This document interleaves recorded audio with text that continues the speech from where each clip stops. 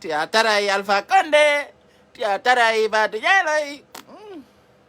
Petit, Boudi, le pognon là, les money, c'est qu'on dit, l'argent, ça ne va pas faire le combat. Ce qui va faire un combat, c'est l'amour. Kalako wadirda hunde, harana gigol et gike. Petit menen, min paingangal kasare, komingali mo konki ontigi yaltai, tati. Allah date chele mi de uroma. Abe imbe la ifube, be fap mi bulo kaibe. Parce que no do imbe be andako be uri be andaka be fokitiri. Anele ko adde men kondoko. Ko réalité. Si weti mi natali. Haray seri on no manki ne. Hey. Paingangal kasare ngal nandaye de ya paile. Akundange Allah. Si buina ni lan wola dumbe sika ko samakala. Arako gonga. Ate chele mi do uroma koto. La lando si donge jang. Kadi mi andi tina on ender balde aroje de ngarade wonde cerno choppi. Petit don andi non cerno choppi. Paingangal kasare. Hara ende nyande no wodi ko wowle hara nasa nyama untu. Donc, comme andi tinta jamao, à vouloir guerre RPC, tout est mélangé. Parce que Baïdi a décidé, maintenant, quand tu insultes pas ces loudalins, quand tu dégrades pas IFDZ, tu manges plus de l'argent. Merci beaucoup. Vous savez, j'ai toujours dit, vous les blogueurs moutons d'RPG arc-en-ciel, vous êtes des personnes ridicules. Vous avez même pas, c'est pas piège, piège, je ne sais pas piège.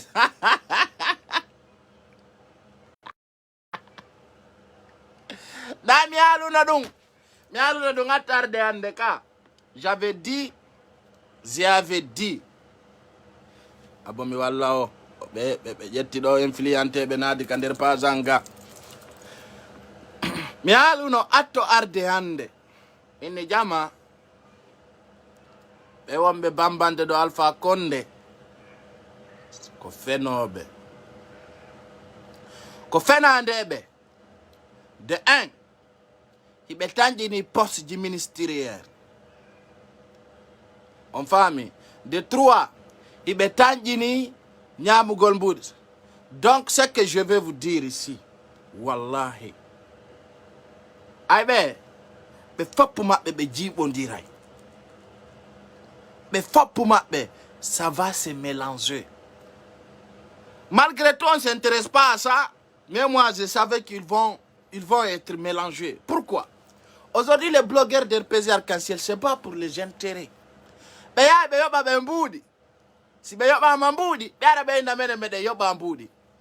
Vous voyez? Si beyoba mamboudi, si baidi yobibe, yobe yenna.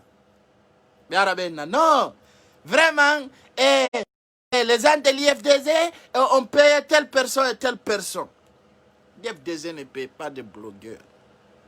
Toute personne qui est vidéo ici, on fait avec l'amour, on fait avec la sincérité, et puis on fait avec la compétence. C'est pour cela aujourd'hui, j'avais dit l'autre fois, j'ai pas d'affaire avec Damaro fils.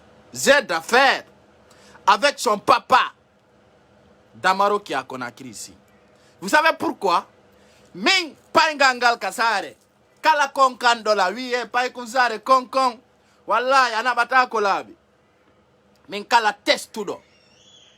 Sa testi tun koburi fandude. Sa testi lan koburi fandude. Min kala majudo tungini pai kusare c'est comme ça. Peti aya pignon jamade no melanza ibi ender boîte. Hakunala andi ko benta comme boîte otoka. Je suis le seul blogueur qu'on joue pas avec. Ah, mendo na birdi. Si tawi a zuidi anko buri fandude. Ko kama onta o revoltata. Donc, quel que soit Pédix, woni si ko piège be wadi, woni si on a piège, ça ne va pas à l'intérieur. Et avant aujourd'hui, j'avais dit, les blogueurs d'RPZ seront mélangés. Parce que là, Andi, Milan Andi, mi alino, won bebe soutenu de ko fenobe, bebe jokondiri ben ko fenobe, bebe olori ben ko fenandebe. Ils vont être mélangés. Donc, dis-moi, on a donc Mamoudou Soumala, ne oremon. mi addana imbe ben yiya joni non belanci tay sabuna be inni aussi banana luubi andu ufa et depuis de longues périodes ils sont ensemble ibe wadde programme ji mabbe e der gundoji mabbe e der groupe ji mabbe kon nu ngaddia be inni be webi tay ko feƴƴi ton kon si be seltidirali jode donc c'est que je vais vous dire même s'ils vont partir en dialogue faut pour les blogueurs d'RPZ Arc-en-Ciel, je vous promets, je vais vous mélanger. Je vais vous mélanger, vous tous. Voilà, il faut que je suis capable de ça. Je suis le seul enfant qui mélange les camps. Petit, tellement dangereux. Tellement dangereux. Min comme Zenjo, comme une tout, konkantaka, réseaux sociaux, ça conquit tout, pas un galou de détail.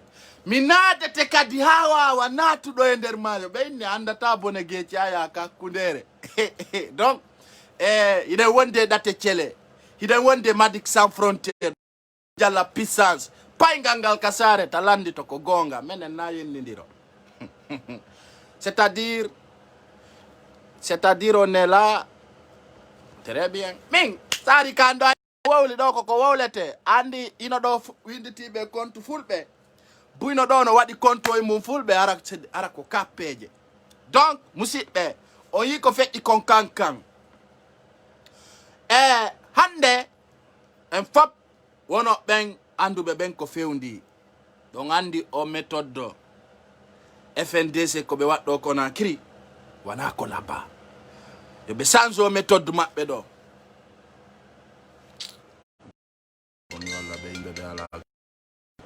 il y a des personnes, moi je ne vous pardonne pas. En famille, de wodi méthode ji, comme on ko wadde Conakry do, on a vraie méthode. On andi fiondum. O yi ko fe ikon kankan ande ka. Antigi ayika. Anani sori fella ko yitere wodi. Kankan fo yi ko fe ikon. Ayi imi yi. Ayi mi yi na angali na mingali ayi ko feƴƴi kon kankanka yitere police lancama woɓɓe beppinama awa moko baɓɓen ka sare wattane yila moƴƴa andi ton waɗu ɗon gere ɓe geray on geruɗon on gera ɓe aray gerugol on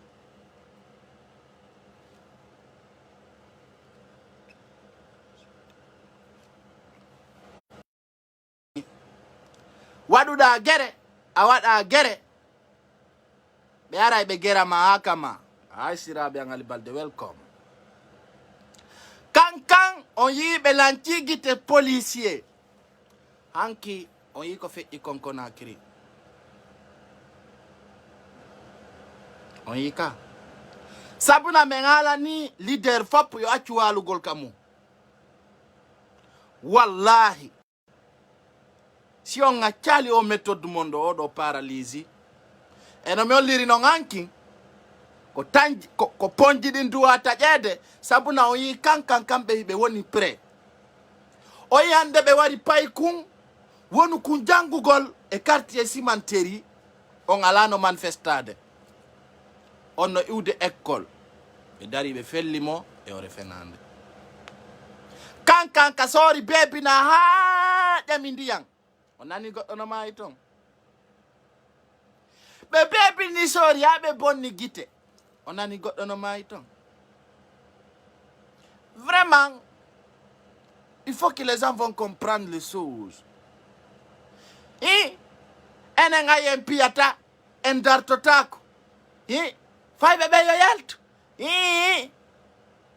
moko baɓɓen kadi yaltay goy par ce que mi halana on aray ka Guinée en fo manifesti sabuna aray ɗo kadi tawa hay wonanɓe ɓen RPG Arc-en-Ciel ko wallahi billahi talla ɓe wawa Ismaila Konde ɓe aray wowlugol ko ɓe haldi ka RPG Arc-en-Ciel ɗum neɓata ɓe aray wowlugol ko ɓe miiji waɗugol ka RPG ka réseaux sociaux ɗon foppu sutoɗen sabuna foppu no ƴetti tankinare mu yowi e yimbe ben mi halana on hunde wotere lagine do yiduda anyuda bebondirde wonda to ngala ton bebondirde alpha yahi yaha bebondirde andi sabondum parce que enen guinéen en sutino wowlugol fenande nyama fenande ay goddo no jodo lagine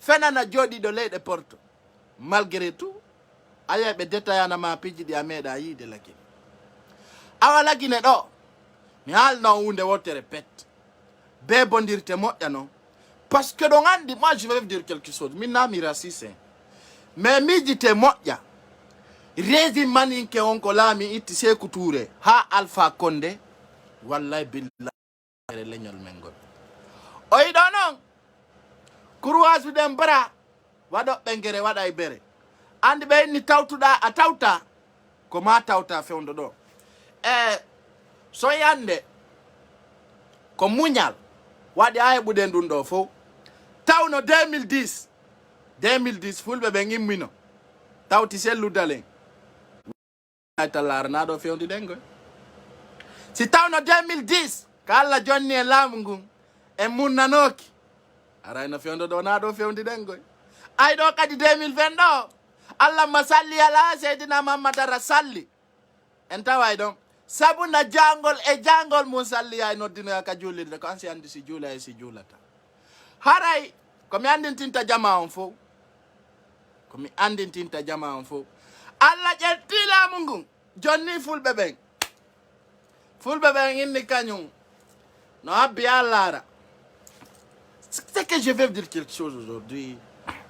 En 2010 Allah jonne laamu ko laaɓi poy adna fo suti ko enen gañi adna on no suti ko den Allah ma salli ala se madara salli fatiha jama on duwana ina yo lendi buttu dok butti dok awa 2020 kadi yari e yaay ko Muhammad Allah salli ala se na madara salli parce que inno golda bambe ta si yalti si manteri ta yaltu ko sa to yalti andalla yaltali donc koni kadi ɓe ardata ɓe waɗen allahma salli ala seydna mamadara salli yalta fus ɗo ko mi andintinta jama o waɗu ko ɓerdema ko ma laamoɗa sa waɗali ɗum ko wallahi billahi talla eyno ko ɓe woni wadde min siko Conakry mi woni hande hiɓe arde ɓe darna pick-up puje sori ka ɓa courant eyno ko hunde wotere mi alanta leader ɓe ɓen fof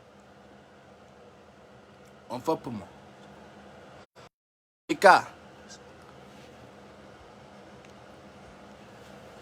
on famille, comme il y a longtemps, on fait pour moi, c'est le bon moment où on est prêt.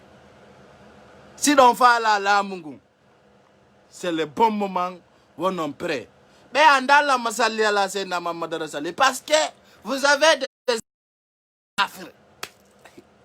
Quand on a d'affaires avec des cafres, et que ils nous golang, awata ou nous go raciste. Et si c'est comme ça, c'est obligé que tu vas être raciste. Parce que c'est le moment. C'est le moment. Et que prenez exemple au Mali Bamako aujourd'hui. Le moment qu'on a décidé de négocier avec les premiers imams. Premier imam on Jabali, me propose à nous dongal mboudi. Et il doit ande, premier imam on Conakry. O yaay ka pale o ñaama ka pale o julna ka pale o acca juulirde nde o sela wolugol gonga oksum billah en foppo yi ɗum ɗon sa inni yo premier imam on Conakry yo yaltu o waɗa manifestation o wolana laamu ngun gonga ko innatama Alpha Condé n'a jamais tué quelqu'un mijite oksum billah ɓiɓɓe jelo wara lagine premier imam on ande konta idon premier imam on nari juulugol fure bambe to sa yi yalana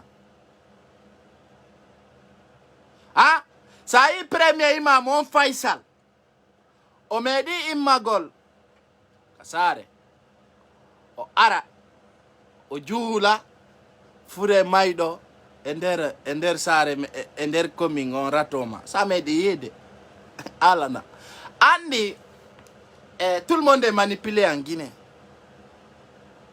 Tout le monde est manipulé en Guinée. Opposants nous manipulent. C'est-à-dire, moi je me demande, pourquoi les Guinéens ben no jode habori, CEDEAO et Union africaine. Embe habide ngabaki. Ande be abaki ngoy. Ko enen jettita mengon inni wala ko enen Union africaine et Union africaine. Mi anda ko Nations Unies idon jodi idon habbi be ngabaki on. Parce que mi ala na onde wotere. Union africaine wala ta goddo la mode. Ko si be ka gerentejo. Be ya gite ma de paingangal kasare au kayite. Be ara fita piji mabbe bono. Parce que porto ben sa ko mabbe na yo la Guinée buttu. E nder aduna Allah fop ko la Guinée to lutti golla ka seeda. E aduna Allah fo sa go porto be ben ko yo la Guinée puccondire pelle den lance jawdi di yaltine bostiki on yaltine dum no wela lamungo. On andi, moi je vais dire quelque chose. On andi ani kono adi be sali wallu gol sellu dalen. Moi je vais vous dire ça. Parce que be andi sellu défendre l'intérêt du pays. O wadana bi be Guinéen be ben porto en fala ka on président de Afrique do. Porto ben ko fala ko feno wo ha hara afena ye. Tu vas savoir mentir. Porto be ben dawai be innude. A jonna be koya. Jonna be pelle wonde de la Guinée foyo be muncu be watta garani. Porto be no yidi do. Inna be a jonna be mi non boke fop yo be arbe lamine. Wallahi be jabay. Kono l'intérêt du pays porto fala kadum. Porto idanande dum les blancs ne vont jamais accepter qu'il y aura une paix en Guinée. Sagoma be ko yo la Guinée patondire sondo entre communauté pire sonke fiyo be bu piji mabbe din. Ah fil ndare nani fi ani porto en ko visio ko de la Guinée upata. Ça c'est leur première position. Rundo be fa mo jodi ke dono inni ko Union africaine wala tamo jode en ce moment sago mabbe ko yo puccondire la Guinée ha ay non ko dum be fala acce puccondire ha joni nam mi ala no pour lo tawta ko ma puccondire si en tawta ko ma puccondire ko minata non jamao eto den puccondire hara iden tawa e lamo to be ben fondo porto arata jibu golle dinding ay sa tawti be me la Guinée no woddondire buttide la Guinée Mali Bamako en tant que porto be soutali ko fala kon don ay goddo lami be jiba mo. Imaginez le moment que Dadis a dit si Pachenko pense le moment que Dadis a dit si c'est Poutine qui peut lui répondre comme ça, le moment qu'il a dit à Pachenko que France be ben atti intervenu de cas. Donc ça go porto be ben tuba ko jidi kala la moto de la Guinée ko yo ara ko entre etini u kayite wallahi billahi mi ala non so yani alfa no jodi don no fena hani himo jodi don mo fena mo wonde France si Sophie seda ni France be sago mabbe ara ko yo yite ukke tun ko yo yite ukke be addane be nabane seda wallahi billahi se ngebi do dumajo fetudo ara o fena na France fetere o ina France mi jonna yo mayo ngon mi jonna yo liɗɗiɗi arata bebina Alpha Condé kapaleto beppina mayo andi armée Guinée on ko nafiki c'est des hypocrites des escrocs on fappo yi hande o yi kum pay kum wara kun do e der quartier Cimenterie Alsayni pay kum kun andanda hore ma wondo jangude ala e manifestation awa non e fulbe wonbe ino de do Johnny manifestida a manifestaki be warete. Ça c'est l'intérêt de l'État. C'est l'intérêt de l'État. Parce que si be wari ko dum do be nabata be hollira ko contrat onika Donc manifester da manifesta ki si be fottema e zone mo be fala warde be warete. Tawtuda a tawta amaye. Ah, ko dum do non mi wonni on wolande. Bemi walla onani. Voilà. Il y a des gens ici, ils ne méritent pas de commenter sur ma page. Tawtuda e warete. Et c'est grave. Manifestida a manifestaki be warete. C'est grave. Parce que ino be won be inigal do. Wata on jettu politique jillindironge leñongol. Politique on no wadde on. Parce qu'il y a beaucoup de jeunes aujourd'hui qui sont touchés par des balles. Ouais, Kamara Boubacar, mon président. Comment allez-vous? Ben non, be ala manifestade. Ibe joli kander quartier ji. Be ala yo de be fero kaje kore lawi. Kono est-ce que be dadi? Non, be dada. Yaltuda ya parce que goddo si wi école no yatude kamum on don si warama be toñumo. Mr. Bella Joli, nyanga def on famika. Donc na ko Alpha Condé c'est un dictateur. Alpha Condé n'est pas un dictateur. Alpha Meda won des dictateurs. Et puis Alpha ko président Bourdo Houlou de Afrique de l'Ouest. C'est moi pas Konsare qui vous dit ça. Alpha Condé Motawa est président pour ben Houlou de du feondo do ender Afrique de l'Ouest. Wallahi. Si don fala watane ila. Ayata président jo Houlou de du buri Alpha Condé. Ah, imo wuli redu et puis o checkina kade. Wallahi si taytu nyangudo na tele nding Alpha dogana ore mum. Alpha ala bernde. Ko woni ko entourage makko woni dictateur be. Parce que ko be wola ni mo Alpha Condé no way watang lansana te feondo ko kala ko wola na. C'est pas Alpha Condé qui dirige ce pays. Wallahi billahi tallahi. Donc ce que je vais vous dire ande Guinée manifestida adadata a manifestaki adadata. Donc on revient à nos sujets. Blogueur LPG arc-en-ciel.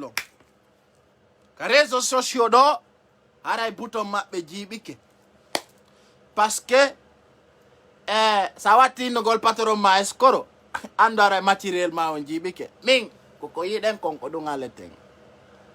Donc, on va faire passer certaines vidéos. Vous allez écouter. Menen, kala konko heuti men, komene woni avocat ben, e poro kirer fo ka Facebook do. Si heuti men fe inay. Be mela si, parce que me alu na anki men baydi inni de, si tay awata sebula na de moja, aray coalition a memata. Si tay a kritikata IFDZ, haray coalition a memata. John Ngedo tata odo. Très bien, on va écouter ce qui était passé. Konanu denkom, eko yi denkom, parce que Facebook kolunta uniendo. On va essayer d'écouter.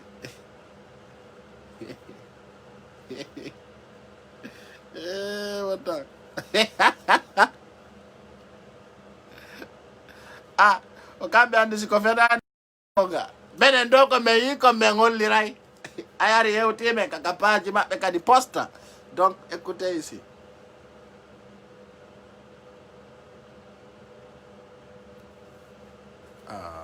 Abelande, adbide. Here petit. On peut te dire parce que copain donc. On yaltina fop. On yaltina ko jogi don compte fop. Ça va venir nous trouver ici. Si Allah Dieu. Parce que je suis pas dedans, je suis dedans. C'est à vous de voir. Nous, on ne sait rien du tout. Salut à tout le monde. Je ne suis pas là pour durer. Avec la vidéo là, je ne vais pas durer. C'est une vidéo d'avertissement à Mansa Bilali, Moussa de Djebou et Ansou Damaro. Je dans ces conneries là, s'il vous plaît. Épargnez-moi de votre connerie là, s'il vous plaît. Je vous avertis. Parce qu'on a parlé entre nous dans le groupe. Vous ne voulez pas comprendre. Donc je sors, je prends le public en témoin. Je ne suis pas dedans. Il ne faut plus jamais. Mais la machine quoi. Il ne faut plus jamais me parler de ça à cause de Dieu. S'il vous plaît, en dessous dans ma office, Mansa Bilal, Moussa de Jebou, je ne suis pas dans votre groupe. Épargnez-moi de ça, s'il vous plaît. Vous savez bien, moi je ne cautionne pas de n'importe quoi. Je ne suis pas de ce genre. À partir d'aujourd'hui, si vous n'arrêtez pas, je vais vous montrer que je suis capable. Je n'ai pas voulu régler ce problème-là devant les gens. Mais vous me poussez à l'extrême. Pour le moment, je vais m'arrêter là. Mais si vous n'arrêtez pas, Mansa Bilal, Moussa de Jebou, Ansou Damaro, laissez-vous manipuler par Ansou Damaro fils. Je vous préviens, hein, je ne vais plus jamais... Ça c'est acte 1. La deuxième vidéo, vous serez dessus de moi. Donc je ne suis pas dedans. Vous savez très bien comment je ne cautionne pas ça. Épargnez-moi de ces conneries-là. Moussa de Jebou. Ansou Damaro fils. Wana piège fous, peut-être ils sont partis en dialogue. Nous avons gol. Arabe on en dialogue. Hey, écoutez attentivement. Comment me piège ça? N'a pas me piège ça. Que soit, et on dit dialogue. Comment me créer un tabou? En famille. Ah, si on est en live, ça peut être aujourd'hui. Arabe négocie. Et Mako. Tu vois, mais je vous montre à l'intérieur, ça ne va pas. Ça a imposé, yal tugol, wada sigadi piji do karezo, ande à l'intérieur, il y a un petit problème. Mais je ne vous dis pas beaucoup, ça va venir. Vous allez voir. On fait pour mon on y est. On y est, on y est, qu'on a rigolé ça. Donc, je vous rassure. Restez encore connectés, c'est moi qui vous dis. Ils vont s'épargner. Nani, Jode Edodon. Soyez yaltika réseaux sociaux et justifiagol. Kari Wadidum, Kari Obama 300 millions, Oya Obama 30 millions, ça va venir. Araifop, quand on dit qu'on a béali, non, ça peut être à l'époque, Arabe Wadani intermédiaire. Fio Berbe Wadakum vidéo, donc. Ibeben, Fio, Yolo. Quand on a dit à Wadidum, posez-vous des questions. Pourquoi il a fait ça? Très bien. Pourquoi certaines personnes ont répliqué soit disant qu'il n'a qu'à faire sortir des preuves? On y a, ça ne va pas dire. On y a vraiment. Donc, ce que je veux dire, ne les contactez pas. Nous connaissons Marie comme Hala na imbebe. Ta go to contact to be. Hay si be u kondiri. Hay ta go to contact to be. Fi in Google. Yabe wadu. Et Hala bengon no fait. Donc, on dit contampini full bebe. Moi, je vais vous dire une chose. Contampini full bebe ko kumpa. Tu vois, si tu as des propagandes, comme Yalanta Kala Neto, soit tu es de l'IFDZ, soit tu es des militants. Tu as contacté moi, l'ando da mondo, parce que il veut de certaines personnes et ne faire la preuve de l'orement. En famille, donc soyez vigilants, mais quand on a Yalanta militant IFDZ. Et quand j'apprécie beaucoup les Indes de Kankan. Un des méthodes de Jimbeben, Kankan Wadikon. Fap, no do ayal today, en famille. No do ayal today. Si yalti bepina ronkuta jugol ponjini. C'est très simple. Min ko minata tun. Kala andudo. Wana RPZ arkansel wonda. Wata contact to bede. Fi landa golbe konno waddindiribe. Sa wadi, be récupérer audio ma. Tu auras un petit problème. Ah, on a be wata piège de goddo. Amba be piège ata. Hay goto. Piège qui? Amba be mari mo be piège ka réseaux sociaux. En coming. Ko joka ni do ma goddo wa ma piège de. Mais à l'intérieur ils sont mêlés. Il y a un petit problème à l'intérieur. Mais imaginez. Il y a beaucoup de vidéos qui étaient passées ici. Imbebe ya ina Johnny Wadempe, Waden dialogue. Tu vois? On y a page Facebook, comme à l'intérieur, il y a un petit problème, mais vous les verrez. On y en a vraiment. On fait amica. Mais il y a un tango. Donc, comme il y a un jama on tung, Votre contact tout bien, fio be jonne renseignement mappe. Tu vois, restez dans votre coin, mise à jour. Les blogueurs de RPZ Arc-en-Ciel seront mélangés à cause de leurs intérêts. Kosantas be jodoriton. Tu vois, c'est les santas. Ko piji dan ndawre ma ko habbi be yobe de mbudi. Ko mbudi be habbi. On famille ka ko mbudi be habbi. Donc ko mi alanta imbe ben Conakry si tawi jama wonali prêt wata noddu manifestation parce que jeune buyno ka quartier ton woɓɓe no ton ko 100 000 yoɓa fita manifesto ka quartier ji woɓɓe no ton ko yoɓaɓe 10 000 woɓɓe no ton ko yoɓaɓe 20 000 kono onon jeune de quartier saliɓe ɓen yaltude surtout précis à cimenterie actuellement wano kumpa e kum wara kum ɗo hande. J'essaie de vous montrer ça. Mon deuxième téléphone. Sandari ɗum ɗon a taway yaltuɗa a yalta ala daɗude, tu vois. Ça fait pitié. Je vais vous montrer ça. Yurmilan vrai wallahi ndare Alsayni Bari ndare pay kunkun ono yurmi ino satti quoi. Wano oɗo hay fu so waɗa o alano e manifestation ɓe warimo intérêt personnel.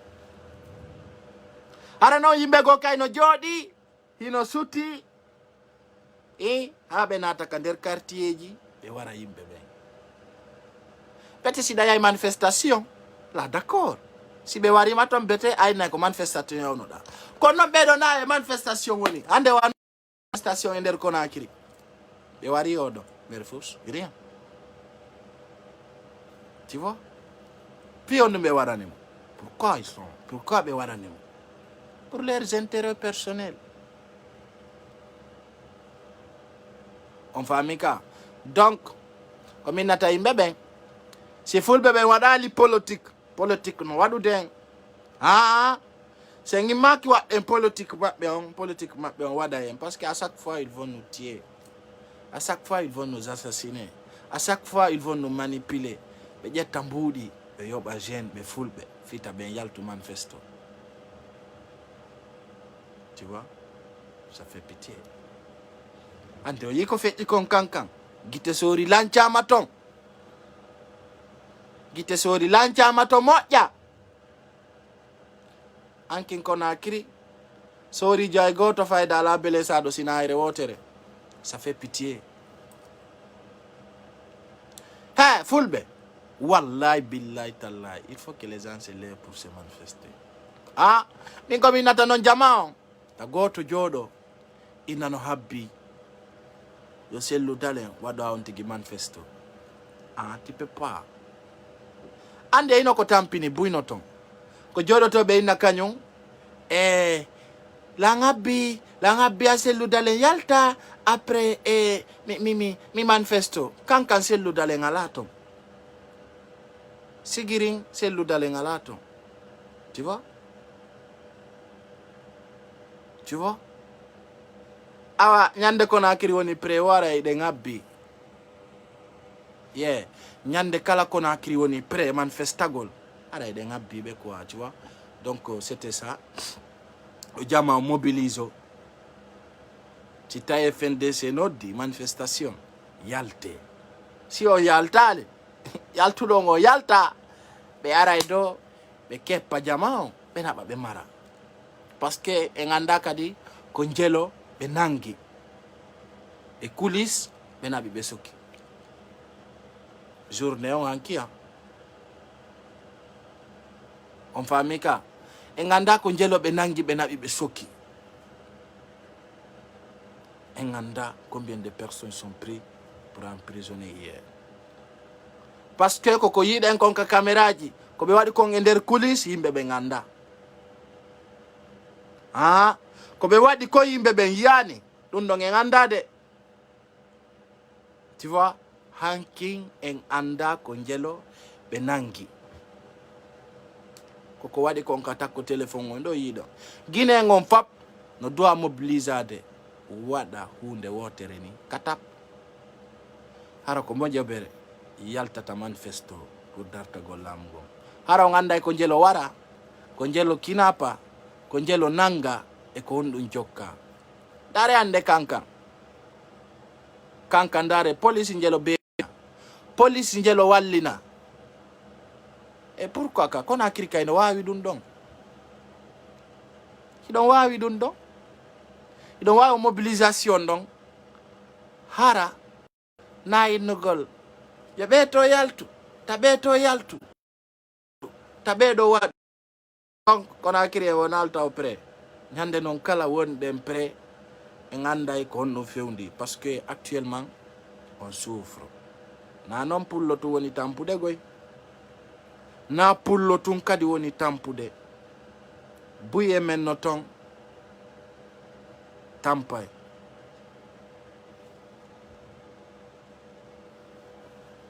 on fami ka buy no ton tampay o won darde do mi jabota ko be do min sa wadi ton ko welalla yo ƴayɗo to mi buloka ma parce que min ka pasando sari do anda ko jokkuda ko katap mi wattama directement je te dégage sur ma page ça c'est quelque chose qui est correct et clair min do sari do da hocco cikko vraiment ko tak mi wattama mi buloka ma sonkata goy très bien ko min attende kadi si tawi Conakry on wonali pré-manifestation ko mi andintinta toon jama o manifestida a manifestaki a dadata en tant que da Guinée andro a dada ɗum ɗon kadi waɗu ɗum ka hoore ma de en tant que da Conakry kange natiri ɗon ando a dada ara da woɗɗodiri e daɗugol on fami ka donc ɗum ɗon mi ala soyon prêt ini on kan ɗum ɗon hiɗen woɗɗodiri e mum parce que sa dari a tawi wonugol ini on est loin très loin parce que sa dari ande piji ko woni kon waɗude haray hiɗen woni responsable mum en jokkino politique ka politique waɗi yimɓe ɓen fap et puis kadi mi alana méthode d'Alpha Condé on e nder la Guinée il divise pour régner et puis kadi ko yiɗen kon ɗo selon ko yiɗen kon ɗo hanking ndo dimbali Alpha de tawi ko sigaw manifestation ɗo ndo dimbata Alpha Condé si tawi ɗo ko ɗum ɗo ko yiɗen kon ɗo hanki marché FNDC o petit aray korono ɗon de parce que piji ɗin garan Alpha bari ɗangalde min alima ba araya ñong donc aujourd'hui on a 1 heure de temps parce que la mari rendez-vous comme doit y aller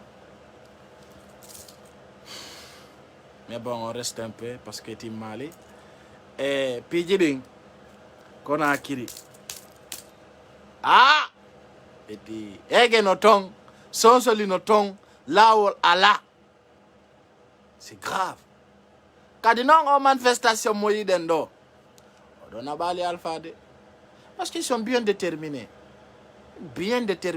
si taw Conakry no préparorno wa kankan c'est bien abomi walla o ari ɗo ɗayna ɗo ko fi toon tan mbiyenno ɗo amba Alpha Condé fo dégagé min mari ɗo no inna ɗo vive Alpha Condé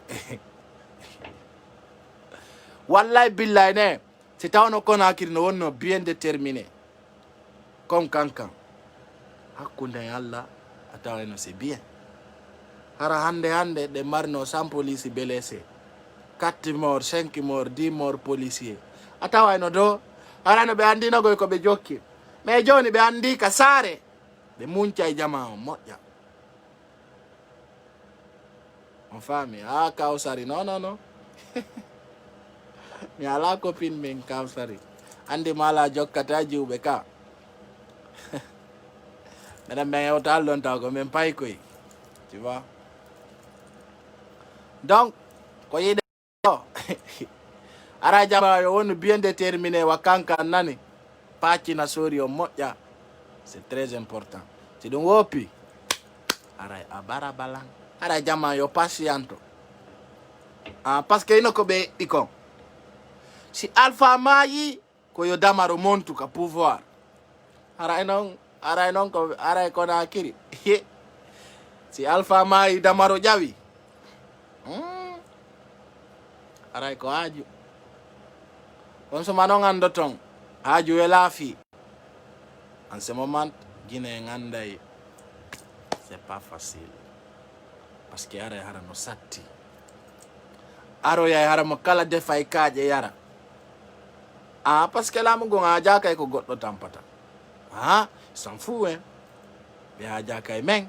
Be aja ka siden tampude, be aja ka siden nyamude, be aja ka siden hebude courant. Tefa. Donc kenen do won de près da ngadana do message abom fe inadi. Ande sa yon fait data journal. Ko yuri konkona akiri.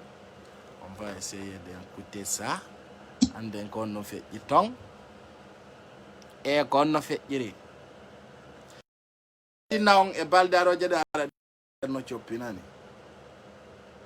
Rebiento.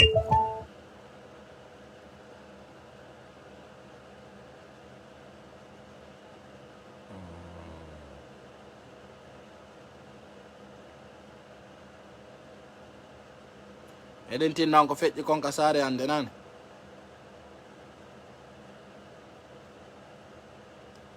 eɗo ɗen partage on fiyo fo nanu ko feƴƴi kon mi salmini on hay haray nokku kala ko wontiron ka bimbi meɗen ɗo min andintira yon tun ko waali sengo commune rattoma hankin tonde wonno ko sonnajo wiyeteɗo kañum Marie Jean Sidibé ko d'origine mo Sigiri préfecture de Sigiri haray mi andintina yon tun ko waali hankin ton kono hulɓe commune rattoma o haray kanko wiyeteɗo Marie Jean Sidibé wonno ko ka galle makko ɗon tigi tigi ko galle maɓɓe ari ɓe darde télévision battane frontement on ko ɗuuɗi jemma ton ko wuli jaw wonno kural ko ari tawi makka nder galle directement woni ko ngal lappi kanko on sonnajo haray noon police on ma wiye gendarme on kan wonno kural ko ɓe activité kural ngal naati ka galle ngal firi on sonnajo ɗon wiyeteɗo Marie Jean Sidibé haɗa ko d'origine kañum préfecture de Sigri wonno ko feƴƴini sur place haray hiɗen toro Allah subhanahu wa taala yo Allah hinno yaafo mo nadamo aljanna haray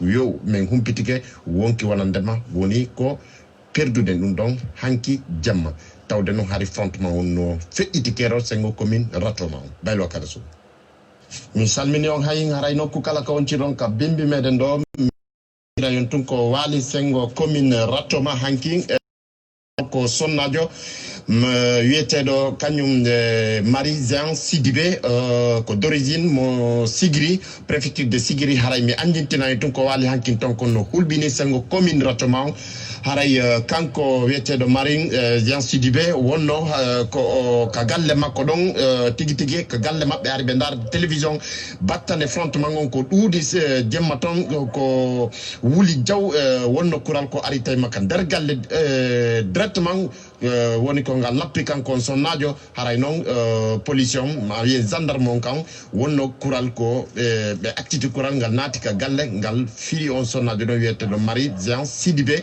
haɗa ko d'origine kañum préfecture de Sigri wonno ko feƴƴini sur place haray hiɗen toro Allah subhanahu wa taala yo Allah hinno yaafo mo nadamo aljanna haray yo min humpitike wonki wonandema woni ko perduɗen ɗum ɗon hanki jamma tawde noon hari frontement wonno feƴƴiti kero sengo commune rattoma o baylo kada so haray ɓattiɓe moɓen ha e galleji goɗɗi go men humpitike to wonandema haray ɓen ɗum no blessé ko tiiɗi noon ko tiiɗi surtout sonnajo goto mo duuɓi capanɗe 4 haray on ɗon blessure makko no tiiɗi suka mo duuɓi 36 on ɗon kadi wonno ko kural hawri e makko sengo ka balawal kono noon o wi wonandema ɗum ɗon hino tampini ɓe moƴƴa ɓen bimbi ɗon no ɓe humpodir ɗon men mo ɓuri ɗamminade no gasa ɓen ɗon woni ko hisa tawde noon haray fendo o say ɗo ni hiɓe wonde musendi haray ɓe naɓa makka labtane ton ɗe darugol fi no kureren ittire ka ɓalli maɓɓe voilà bale wakada so ɓattitike on mi landike nokku kala kawontiron siɗon e jaam ka numéro e mouvement LFDG e plateau ji meɗen ɗi fof haray on yafoto moko ba boyi voilà ɓe mi hersata donc en tettoto ɗon en continue actualité ji ɗin haray miɗo yafini so tawi woni yewtere nde no urkiɗo andi ko simiɗo ko place ko tomme ɓurta activade très important pour moi ko to wonantalan très important pour adduga waɗangol information ji sabunaka suudu ga haray ga donc cadre ne assistance yowulde do buy nokku ga dérange goɗɗo voilà donc iɗen wontirde kankan mi andintina tun ko woniri kankan konko fendo saydo ni haray kankan sukaɓe ɓe yalti buy mi andintina en tun wonno ko police ko ɓe tori renfort yo adde ɓe adduno ɗon pick-up je nayi tigi tigi ɗum ɗon ɓe sakiti e nder quartier ji ɗin toon fop haray noon kaka dow tawoɓe woni ɓe wonno ko ɓe woni kono noon tawde ɓayti hunden yarano no ɓe falirano noon tigi tigi on ɓe waɗiri noon no jikkuji maɓɓe ɗi ni no ɓe wowiri waɗirde Conakry ni ko capital ɓe natoy ko quartier ji awa ko ɗum ɗon adduno hare nden ɓe pii toon noon ɓe darmini toon ɗuuɗuɓe police ɓe men anda ittiri mum feendo o saydo ni donc haray noon si ɗum ɗon kadi feƴƴi si ɗum ɗon kadi feƴƴi haray mi annitina en tun ɗe on renfort ɗon ko arno tawno wawantano yaltuɓe fi manifestagol ngol e tawde sukaɓe ɓen hino feƴƴitike ɓe ɗuuɗi ham feƴƴiti tawde noon woɓɓe no noddira alpha 0 woɓɓe no nodda yo courant on woni ko laati haray on suma kañum ɓe militaire ɓe ɓayti ɓe barminama wonno kisan ko armé ɗen hewti ɗon joni ko militaire tigui tedda paɗen woni yiilade ka nder saare ko nder hoɗo tonɗe ko quartier ji woni ko kamɓe woni tambitade pollution tawde noon haray kañum tum pollution wawani haɗude ɓe koɓe faala wadde kon donc haray feendo o sayɗo ni marché jiɗin ala bitik e magasin uddutuɗo feendo o sayɗo ni komi yewta on sengo kankan ton ha komi humpitoto haray noon ko noon woni ko woniri feendo ɗo haray ɓe kañum pollution ɓe wonno ko ɓe fayi ɗon junngo sukaɓe kamɓe jeego awa ɗum ɗon hino tawa e ko ɓurti kadi ƴufinde ɓe e kañum ɓeɓɓeji ɗin haray noon ɓe sukaɓe ɗon wonno ko ɓe hetti ɓayti ɓe sakkino kañum pick-up ɗen ɗiɗi e ciwlinoɓe ɓen sukaɓe ɗon ɗiɗo ka quartier ji toon ɗe ɓe piiɓe ɗon kadi mayrugal tigui tigui wonno ko sukaɓe ɓen hetti on suma ɓe laawi min anda yeeso toon ko honno woniroyta kono noon wonno ko sukaɓe ɓen accita mi andintina en tun kadi haray woni kañum gendarme on ko fa kanko Mamadou Kaba ardiɗo konngol kañum sukaɓe ɓen tonɗe e sengo kankan kono ɓe wonani ɗon kadi koɓe wawi tawde haray on ɗon no gardira ɗon ni feendo o sayɗo ni no sukaɓe ɓen iwri ɓawa makko ni hino wayti wa professeur Alpha Condé e bandiji makko ɗin iwraɓe ɓawa makko ɓen haray kanko paykunku e sabuno ko paykum ko neɗɗo mo joguiɗo duuɓi 35 haray ko jeune jo woni ko hikki yeeso mabɓe tonɗe tigui tigui ko kanko kala ko wiɓe ko ɓawa mabɓe ɓawa makko ɓe woni wadde kala ko ɓe ɗenɗodi ɓe haldi ɓe fottani dow ko kanko joguiti konngol ngol sukaɓe ɓen tonɗe sengo kankan kala ko ɓe haldi o wi waɗen ɗum ɗo tigui tigui haray ɓe iwre ɓawa makko ɓe waɗa ɗum si ɗum ɗon kadi feƴƴi mi annitina en tun ko mi yewtayno on kon balɗe ɓaawo seeɗa wonno moƴƴobere tonde kadi imminde nden ɗon ko départ professeur Alpha Condé woni ko landi ɓeyni tigui tigui on yo Alpha Condé accude laamu ngu o gaynata tawde haray o jillidiri leƴƴi ɗin o jillidiri leƴƴi ɗi moƴƴa sengo leydi ndin o kankan heede sigiri beyla manjana kerewane ɗum ɗon fof sa wattu kala ndeyaɗa hay kamɓe on toon ɓe anndanɗa hoorema hara ɗo ko manika ɓe kamɓe on toon tun hiɓe ukkodiri jokkodirde ton ñande ɗum no memmina guereji moƴƴa sengo maɓɓe ton de hol guine on haray noon wo itti noon yila kañum wiyegol ko pullo e maninka e sos wo ɗum ɗon feƴƴutu e nder kere e nder leydi haray nden moƴƴobere noon ko hinde immi nde dari kayre wo ko départ professeur Alpha Condé woni ko ɓe landi wo noon kadi yo mawɓen kamɓe yoɓe watta yilat wigol tawi wigol départ professeur Alpha Condé ɗum wona ko hani noddugol ɗum ɗon manam dow jindugol ko laawi noddat ɗum ɗon wosi tawi woni mawɓen hino wadde communication ji wiya wonandema kañum professeur Alpha Condé ne wonana tonde haray de ɓe wi kañum ɓe mawɓe wonɓe yewtude fi affaire kankan ton de fi wanandema heɓe faala yo professeur Alpha Condé waɗuna manda tammo haray nde fedde imminde dari inde kañum ko yo professeur Alpha Condé yahu haray ɓe wi si tawi woni mawɓe nde accani yewtugol ka radio ji ɗum ɗon ha ɓe humpitike ɗum ɗon haray de koɓe yiyoy be koto kamɓe ɗaɓɓi sabuna de ɓe tippay ka falo nowru maɓɓe kañum wiɗo ɗum gon haray ɓe wi makko mbaɓɓe yoɓe wonu kaɓe hani wonde ɗon comme ɓe sukaɓe nden fodde ɗon fedde ɗon kadi ɓe wi wonandema kamɓe hiɓe mottodirde hiɓe rewɗinde jamaji ɗi mo kala yo heɓilo balɗe arayde looɗen kamɓe ko départ joni professeur Alpha Condé ɓe woni koɓe landi mi annincinayi tun nde fedde ɗo hawta e nde fedde imminde landitinde fi courant ɗo de haray ko noon min humpitori feedo say noon ni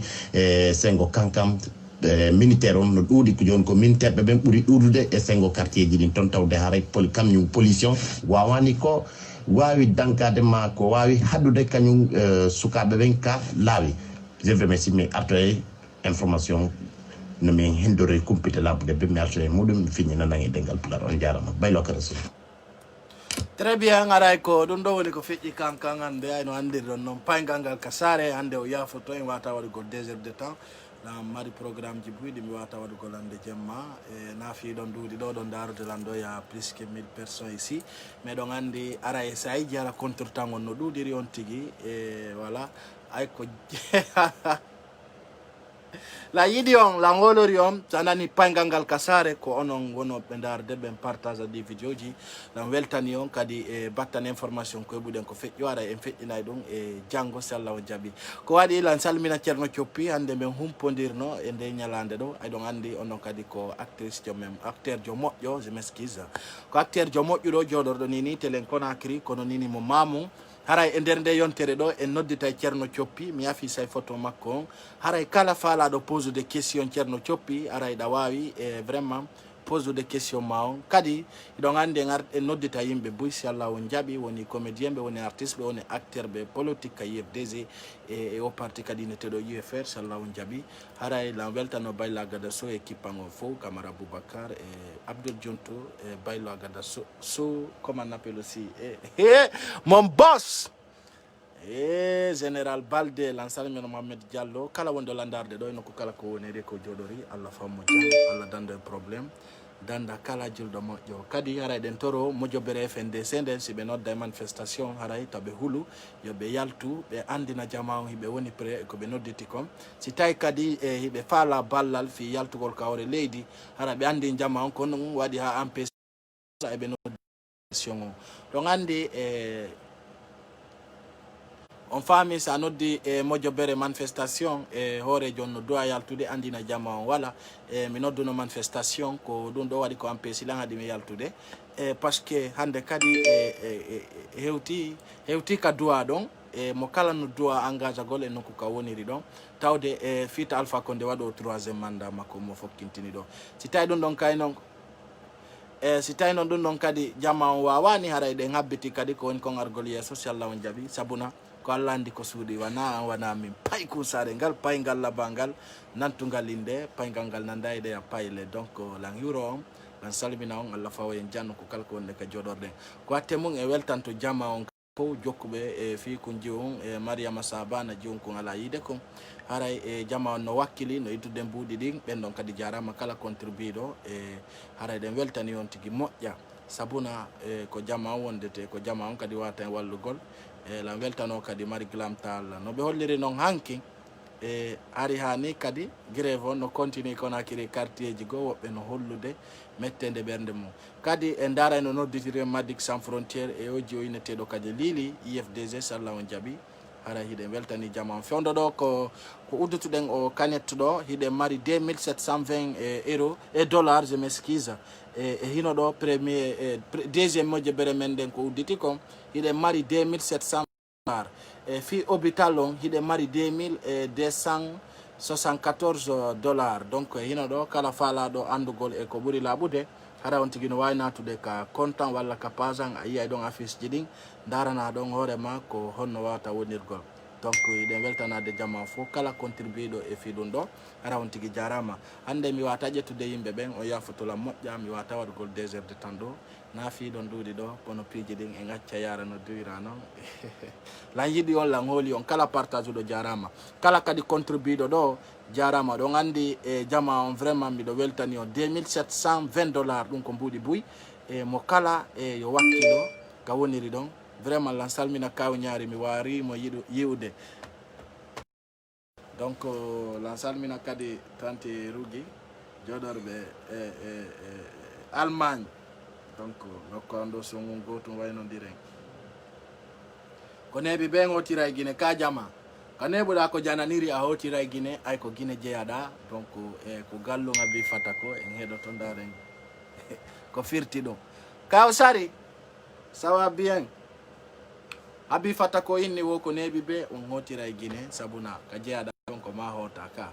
Donc o hewgol mayo ngon haɗata lumba on lumba ka angal hewgol ngo kadi haɗata donc très bien a hotira e Guinée mi hotira e Guinée aya donc to ayi ay salla jabe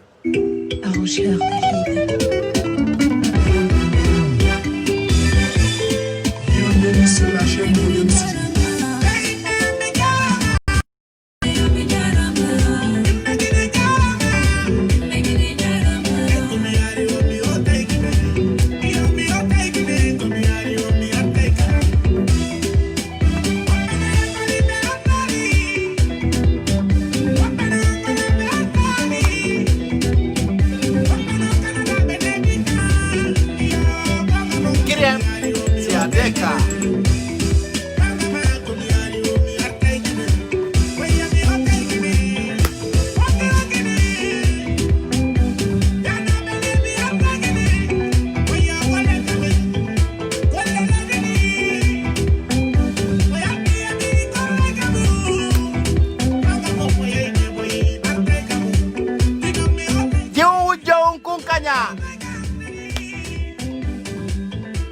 Amina Pincela.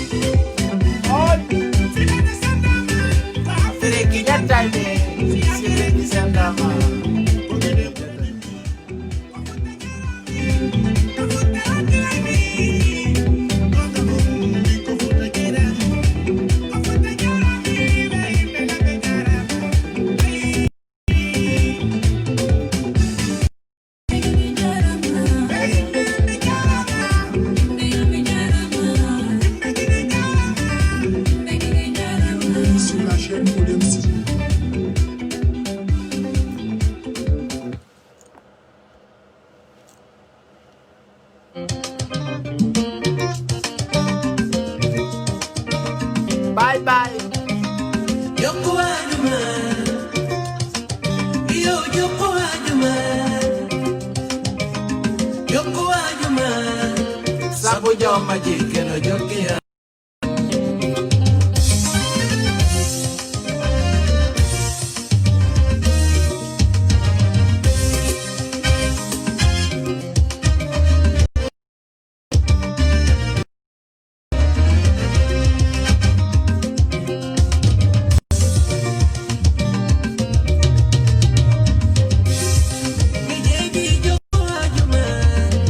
Sabu joma jike no jokia jumo.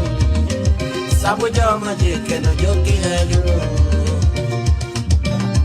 Wana yo beye, ka ore la won wana yo beye, ka otomada wana yo beye, wana yo beye, hai ka pezu bukma wana yo beye, ka imoma wana yo beye, ka meshanjeru na wana yo beye, bai konsare nongo haja kadu, bai konsare nongo soka peda.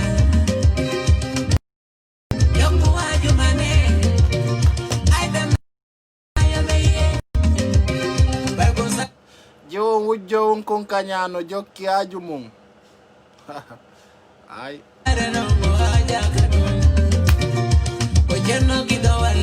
Ela happy telephone angona.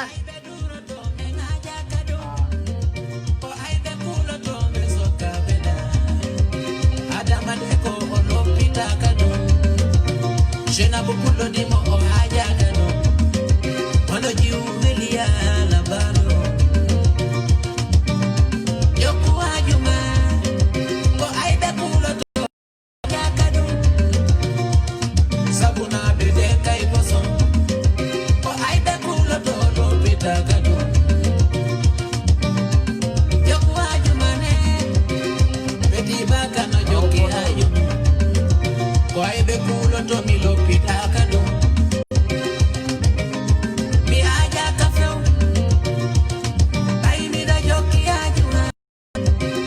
Mi aja ka ei tere ganyo. O ganyo ala ta mi lo pita kanu. Dauda jalo. Kai mo jalo le li o ko bobo. Dauda jalo jara no ma. Dauda jalo Ira joki ajuma ne. Wope no wana yo beye. Sidaka otoma wana yo beye. Bela jara no ma. Naboro mi gomba. Bai don joki ajuma. Kokanyo kuro to no pita kadu. Kokanyo duro to no pita kadu.